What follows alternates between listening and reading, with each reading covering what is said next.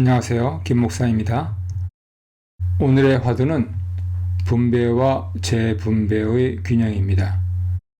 이순신 프로젝트에서 화면에 보시는 김광수 학자와 진중권 교수가 몇 가지 중요한 공통 소재를 놓고 경제학 관점에서 그리고 인문학 관점에서 접근을 시도했습니다. 자세한 내용은 화면에 웹사이트 주소를 확인해 보시기 바랍니다. 핀란드, 일본, 그리고 경기도 케이스들이 거론됐는데요. 이것을 요약하면은 왜 그런 정책을 폈고 또 그런 정치를 했는가에 대해서였습니다.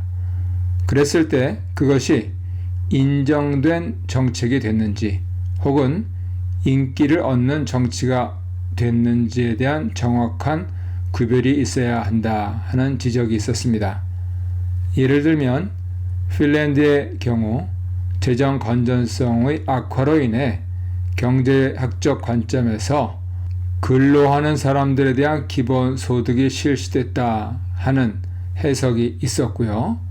반면에 4차 산업혁명 시대로 들어오면서 노동자들이 빼앗긴 부분들을 보전해주는 차원에서 기본소득제가 시행됐다 하는 인문학적 해석이 있었습니다.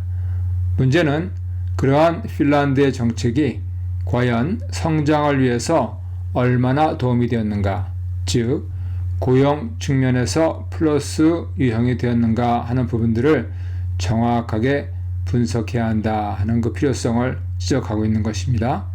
반면에 이것을 단지 인기를 얻기 위한 정치 구호로만 사용했을 때 드러나는 결과들, 나아가 이러한 폐해들, 그리고 무엇보다도 조심해야 될 것이 진영 논리에 따라서 이것은 맞고 저것은 틀리다 혹은 그 반대다 하는 이념주의에 대한 공통적인 비판이 있습니다.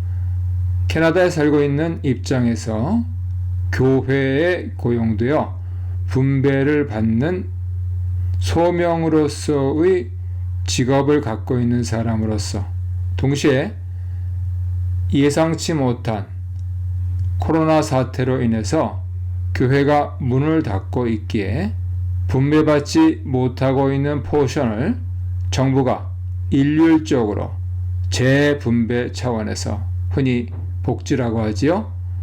보전해주는 고마운 경험을 통해 보면은 결국은 어떤 정책이든지 혹은 정치든지 이 분배와 재분배 사이의 균형을 맞추는 것이 중요하다고 생각됩니다.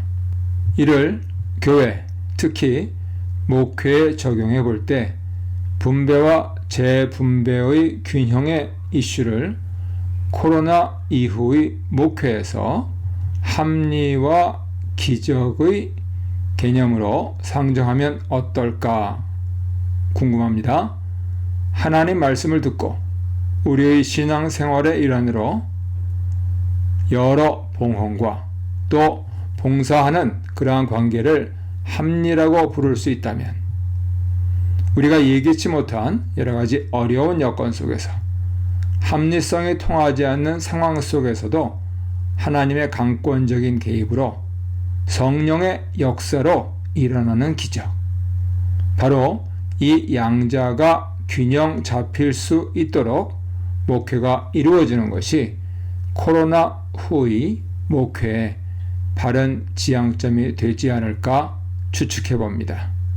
감사합니다.